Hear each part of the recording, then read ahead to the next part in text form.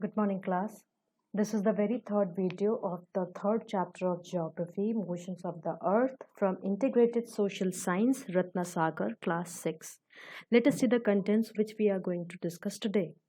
The contents which we are going to discuss today is the revolution of the earth, the effects of the earth's revolution, as well as the phenomenon of the seasons, how seasons occur. Okay, and we'll be learning about the phenomenon of seasons according to the distance of the earth from the sun. Okay, in different hemispheres as well.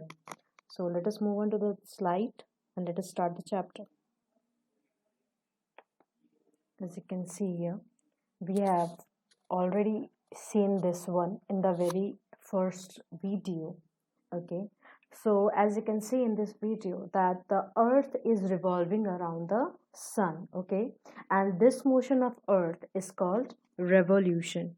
The earth revolves around the sun from west to east, and the speed of the earth's revolution is about 30 kilometer per second. Okay, what is the speed of the earth's revolution?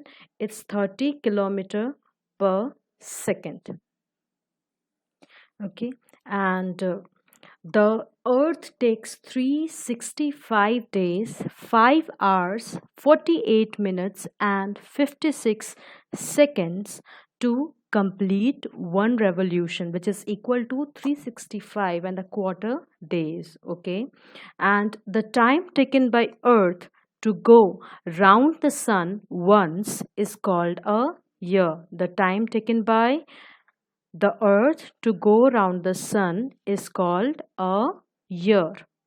Thus, revolution is also called the annual motion of the earth. We have learned earlier that rotation is called the daily motion of the earth, isn't it? Whereas revolution is called the annual motion of the earth. See, for our convenience, we count only 365 days in a year, okay? And the balance of about 6 hours is computed to one extra day after every 4 years. And this additional day is added to the month of February in that year, okay? Thus, February has 29 days and that year has 366 days. Such a year is called a leap year. And the extra day in the month of February is called a leap day. Okay. And we already know that leap years occur every 4 years, isn't it? A leap year occurs every 4 years. Okay. And as you can see here, that the path of the earth, okay, the path along which the earth revolves around the sun is called orbit. Okay, there is an imaginary path and that path is fixed. Okay, the path along which the earth revolves around the sun is called the orbit. The length of the orbit is about 965 million kilometers. What is the length of the orbit? The length of the orbit is 965 million kilometers, as well as the shape of the earth shape of the orbit is oval, or we can say elliptical. Okay, what is the shape of the orbit? The shape of the orbit is oval or elliptical. Since the orbit is elliptical, uh, and the sun occupies one focus of the ellipse, the distance between the earth and the sun varies throughout the earth. Let us see a figure which will explain it quite clear that what is the position of the earth with respect to the sun. As you can see here, there is a figure, okay, and this figure is actually explaining the position of earth with respect to the sun. And as you can see, the sun is actually not in the center of that ellipse, okay, it occupies one focus of the ellipse, okay, and the distance between the earth and the sun varies throughout the year. When the distance between the sun and the earth is minimum, okay, as you can see, the distance between the sun and the earth is minimum. Okay, so that is about 146 million kilometers. Okay, when the distance of the earth and the sun is minimum about 146 million kilometer, the earth is said to be in perihelion. What is perihelion? Peri means near and helios means sun. Okay, peri means near and helios means the sun. Okay, that is the distance. Perihelion means the distance between the earth and the sun is minimum. Okay, this is the distance when this is the actual position which is at its minimum distance. Okay, this distance is minimum and that is why this distance is known as perihelion. As you can see, when the distance between the earth and the sun is minimum, about 146 million kilometer, the earth is said to be perihelion, and the sun is at this position on or around 4 January every year. Okay, the sun is at perihelion on or around 4th January every year.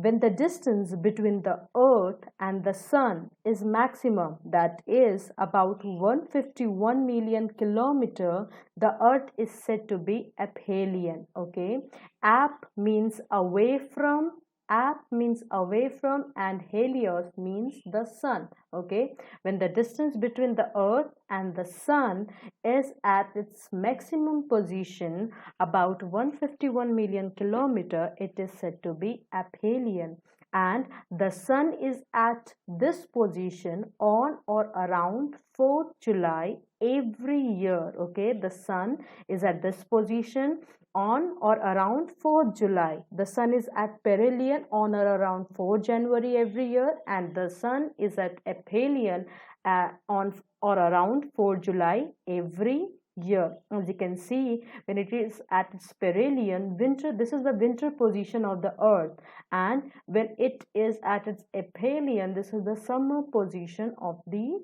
earth. Okay, and the distance between the earth and the sun,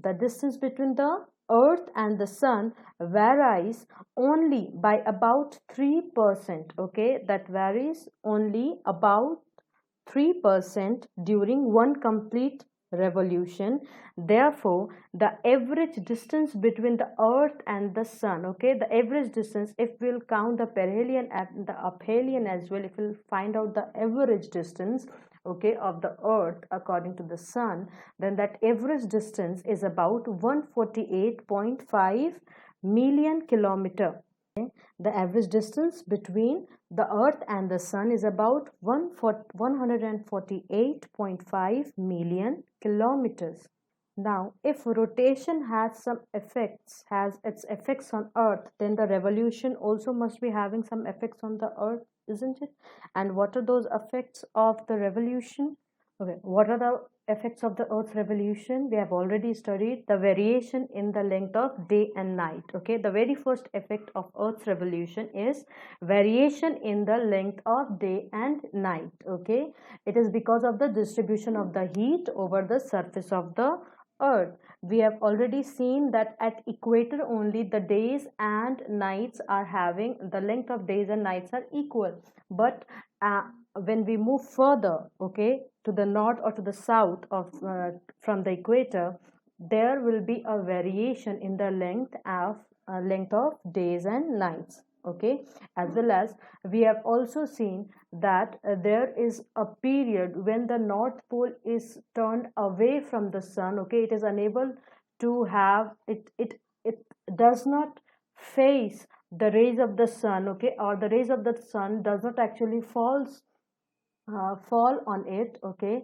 that and that is for about 6 months. Okay, and the same thing happens in the southern hemisphere as well, as you can see in this picture. Okay, here in this diagram, as you can see that the south pole, okay, it is the sun's rays are actually not reaching that part. Okay, this means, and up to 6 months this will be happening. Okay, so 6 months there will be darkness here, and 6 months there will be daytime, or this year will be receiving the north pole will be receiving day. Okay, whereas when you move this side, okay, as you can see the north pole is quite is turned away from the sun, and the south pole is inclined towards the sun. Okay, so this is the part when south pole will be receiving day for at least 6 months, and north pole will be deprived of the daytime. Okay, it will be having darkness for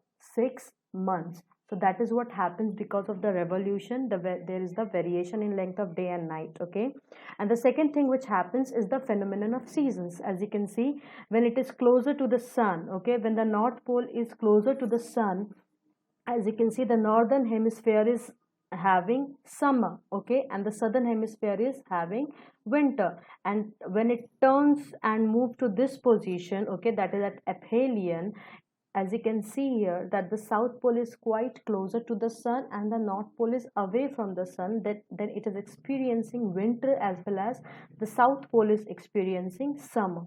Okay, this is how the seasons occur as well. We experience change in seasons as well. Let us move on to the seasons, the phenomenon of seasons as well. So we already know that the earth completes one revolution, okay, around the sun in about 365 and a quarter days, okay, or 1 year. And this period is divided into 4 seasons, okay. The period of 1 year is divided into 4 seasons, what we call spring, summer, autumn, and winter. What do we call it? Spring, summer, autumn, and winter, okay.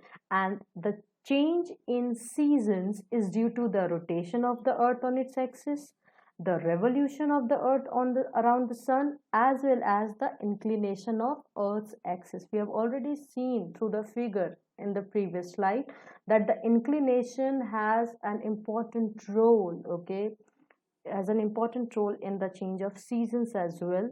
And we'll be discussing on two terms as well, as you have seen in that figure: solstice and equinox. So what is solstice?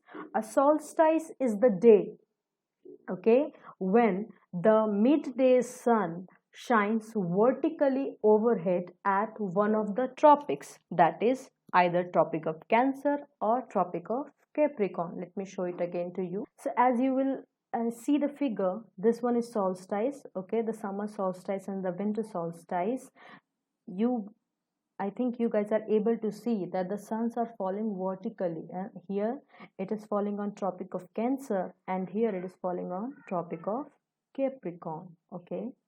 As I have already said, a solstice is the day when the midday sun shines vertically overhead at one of the tropics. As you can see here, the sun is overhead here in Tropic of Cancer, and here when it moves to northern winter solstice, it is at Tropic of Capricorn. Okay, and the duration of the day is the longest in that hemisphere. Okay, if it is the northern hemisphere, then the duration of the day in the northern hemisphere would be the longest, and here in solstice, the duration of a day in the southern hemisphere will be the longest. Okay, when it comes to equinoxes, as you can see, these two diagrams are showing equinoxes. Okay, and this is southern spring equinox, and the northern part will be experiencing autumn, whereas on this day, on 21st March, the northern hemisphere will be experiencing spring equinox and the southern part will be experiencing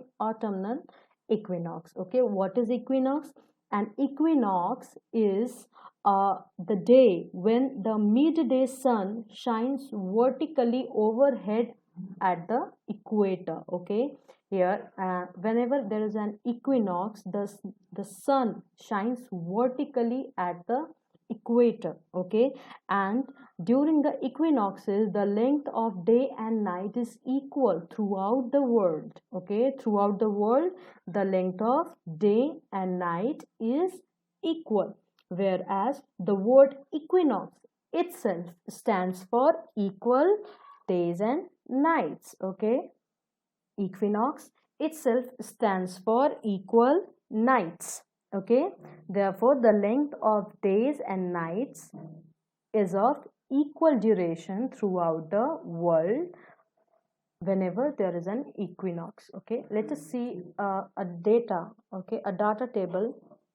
I have made a table in which I have explained the equinoxes as well as the solstice in a very short form, in a very short way. Okay, let us move on to that one.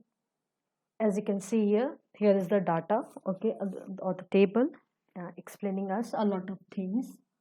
Okay, so solstice, as I have already told, that solstice is the is that part of a day when the sun shines vertically on one of the tropics. Okay, when we come to summer, 21st June, okay, the summer solstice. Okay, when the revolving earth reaches this position, that is on 21st June, okay, when the revolving earth reaches this position, the northern hemisphere is inclined towards the sun. Okay, the northern hemisphere, that is the north pole, is inclined toward the sun, and the southern pole is away from the sun. The rays of the sun is falling will fall vertical. Okay, the rays of the sun are vertical at tropic of Cancer. Okay, the rays of the sun are vertical at tropic of Cancer. Therefore, the northern hemisphere gets direct heat and light from the sun, and there will be the longest day and the shortest night in this hemisphere, and it will be experiencing summer season, whereas it will be vice versa in the southern hemisphere. On one hand, northern hemisphere is experiencing daytime, the southern hemisphere will be experiencing darkness. Okay, and the day will be the shortest and the night will be the longest in southern hemisphere, whereas the southern hemisphere on 21st June will be experiencing winter season, whereas on 21st June in northern hemisphere will be experiencing summer. As we have already seen, the 21st June, isn't it, we have already experienced that day. Okay, the day is at its longest period. Okay, on 21st June in the northern hemisphere. Let's try to see that part here. Okay, you can see here it is written 21st June. Okay, and as you can see, the northern part of the earth is experiencing summer, whereas the southern part is experiencing the winter. Okay, so as you can see, the Arctic circle, this one is the Arctic circle. Okay, Arctic and the Antarctic circle. Okay, Arctic and the Antarctic circle, that is extremely towards the poles. Okay, the North Pole and the South Pole. The Arctic circle faces the sun for 24 hours. Okay, it is continuously facing the sun for 24 hours, and the region around the North Pole faces the sun for a period of about 6 months. As the sun's rays are more vertical and have longer duration, the northern hemisphere receives more heat.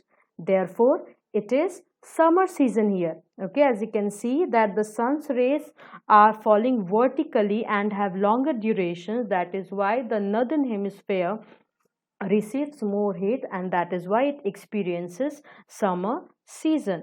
This situation is called summer solstice. Okay, what is this situation called in northern hemisphere? This situation is called summer solstice, whereas the situation in the southern hemisphere is just the opposite.